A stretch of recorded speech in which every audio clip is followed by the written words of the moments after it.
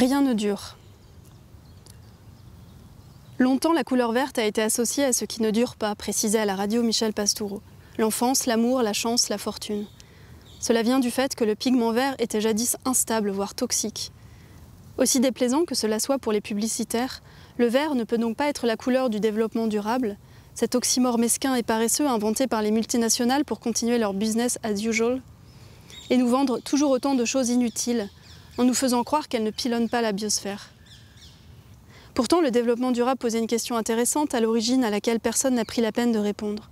Allons-nous être capables de durer en tant qu'espèce? Allons-nous être capables de ne pas exterminer le vivant autour de nous, et puisque tout est lié, nos cabanes de verdure, et plus largement les conditions mêmes de notre vie? Avons-nous par exemple un projet de civilisation aussi intéressant et prometteur que celui des fourmis, qui savent aussi bien que nous jardiner?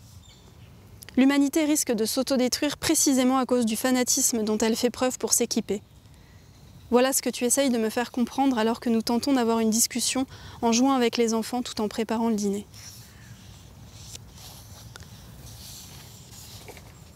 Avant d'habiter avec moi, tu logeais dans une colocation insalubre avec d'autres humoristes. Ta chambre y était nettement moins belle.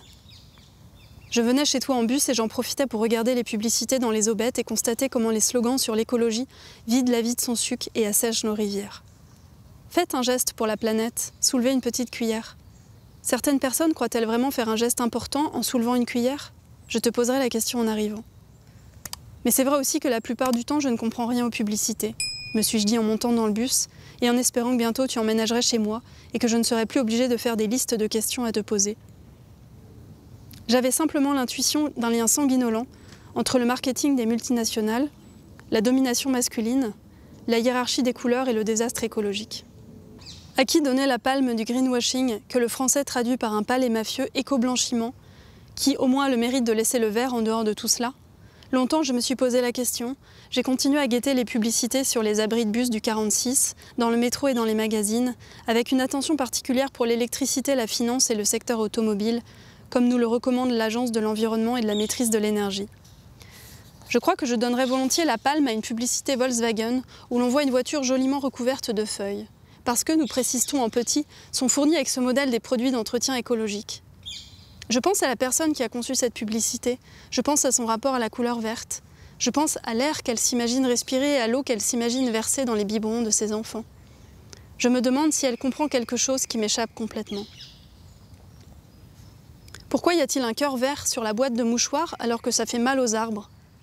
Voilà une question de mon fils qui résume assez bien le bourbier.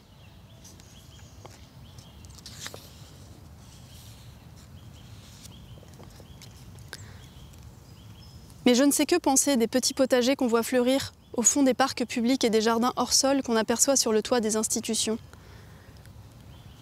Est-ce un pas en avant vers le ressaisissement joyeux et collectif de la question nourricière, ou est-ce que ces rachitiques plants de basilic nous dédouanent d'agir pour de vrai?